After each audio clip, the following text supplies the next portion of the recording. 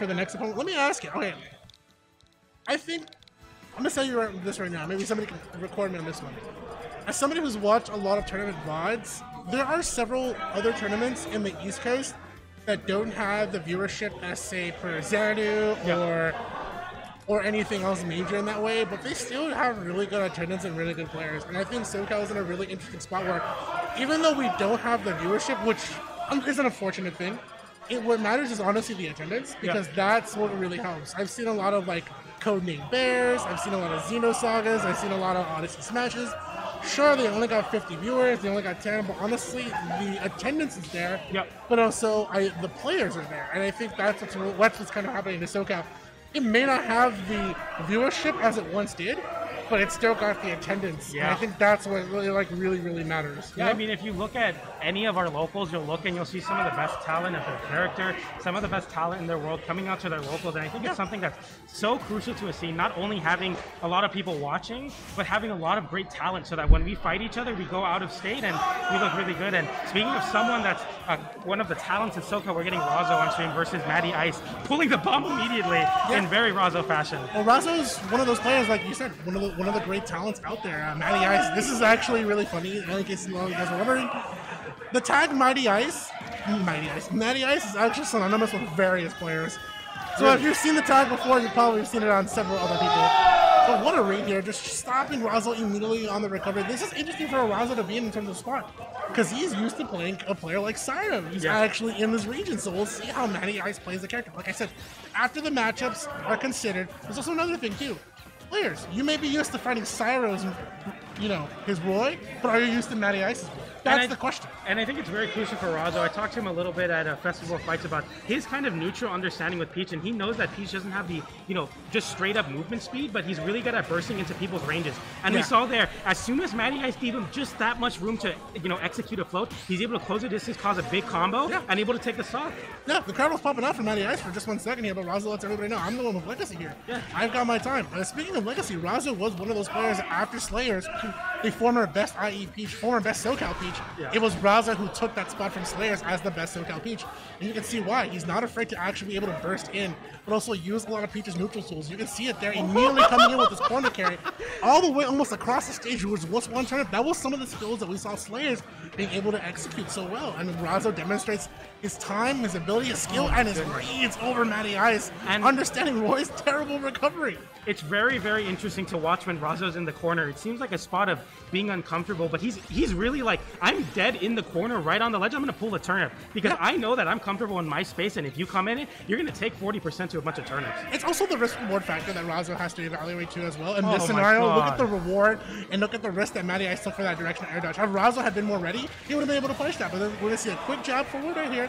MattyIce trying to keep this close as possible. He's still got that 95% on that last stock. And Razo pretty much, I don't know if Razo's going to play with his food, but I hope he doesn't. Yeah, I mean, when you hear the crowd around you and you silence it so quickly, you're definitely going to, sometimes people get a little bit, overzealous, like I want to clip them, but I think Razo just needs to close it out and go to game number 2. Yeah. I'd be there in a very interesting tempo check move to catch MattyIce on the dashing away, and Razo closing in on the space very, very well. And it's Matty is swinging, but it's hard to swing at someone that's so aware of the Roy spacing as Razo is. Yeah, it's one of those, like I said, you might have trained against Syro's Roy, but MattyIce's Roy looking to prove a little bit different early, especially against the first stock against Razo. Yeah. He pretty much got a huge lead. And there we go. That's all you need to run off forward there to punish Razo doing a double jump back, very laggy. And now this is very doable. We've seen Roy's kill potential if he's able to catch something in the corner at like 50, 60. But that was good. Yeah, the turnip's able to close it out. The winky face with the extra knockback, and Razo with a clean first stock there. And you see that evaluation from Razo because he knows that I'm sending my opponent on a low recovery. Yeah. That will be intercepted by my turnip, so I still have the stage to work with. I think one thing that makes Razo such a strong player is his abilities to actually evaluate risk-reward factor. If he's in the corner with a turnip, he knows what the reward is, but he also knows what the risk is. Absolutely. I can come back on the stage and immediately take things around. Razo is one of those players that I do know that he loves to silence a crowd that's against him. Yeah. Because he's quick to shut that down. He is really quick to shut that down. And that might just be, I think it's very fitting that he plays Peach in that sense, because Peach can kind of struggle. She's a ramp-up character. She's not someone that's going to come out of the bat with speed and aggression. She's like, I'm going to wait, now I go, and it's just an immediate, burst of momentum, and that's what Razo rides. He pushes you into the corner, plays his less trap game with all that, the turnip combos, every combo, and it's just it's just very, very interesting the way he picks apart people's aggression. But MattyIce was doing extremely well that first stock, but he looks like he's going to be switching to Zero Suit Samus. Yeah, interesting choice. It might be something different just because Zero Suit Samus does have the airspeed to contest speed, so does Roy, but you don't want to count Razo out. Yeah. In terms of the speed, you also have a couple disjoints. You got Zair and Nair, and the ability to go in with a neutral air into the up smash as well. You do have several options in terms of your recovery. You're able to use flip kick.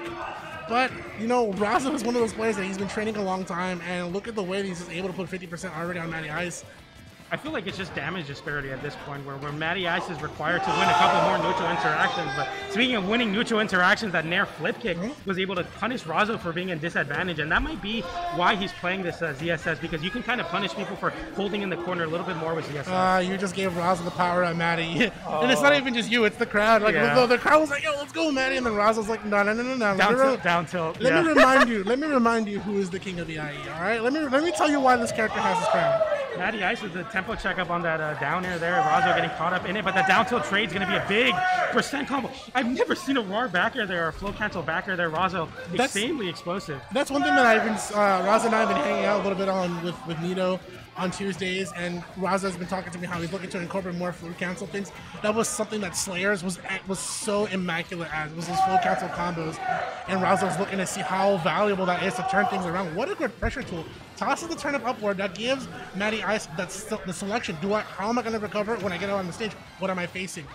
Razo gets back on the stage. Both players here looking to take each other's stock. I do like that MattyIce was looking to just kind of wave back, but unfortunately Razo is going to get this empty hop grab. That's the forward throw off the stage. Here we go with the edge guard. Yeah. I think the up turnip throw is really good at keeping Matty honest in the corner. And it looks like Razo's no slouch at covering these flip jumps from the ledge. It's so important against ZSS. What a mix-up. And that was insane tempo mix-up. He's like, he didn't swing like that before, and now he cashes in the read.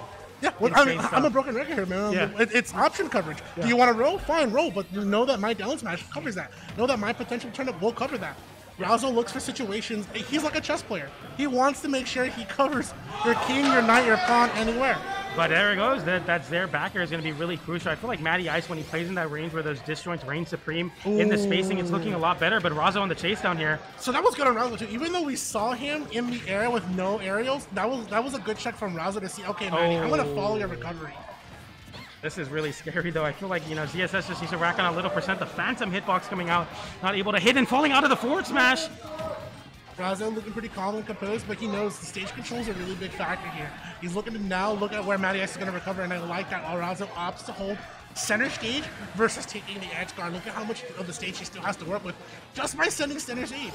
There's the dash attack, not enough to kill, but MattyIce now has an opportunity. Oh, I love that, because that forces MattyIce to go back to the ledge, there's the forward and air. Forces him to fight for center stage. And he was at such high percent. I talked about it, risk-reward factor here. That's what Razo constantly presents against his opponents. If you answer the multiple choice question right, no.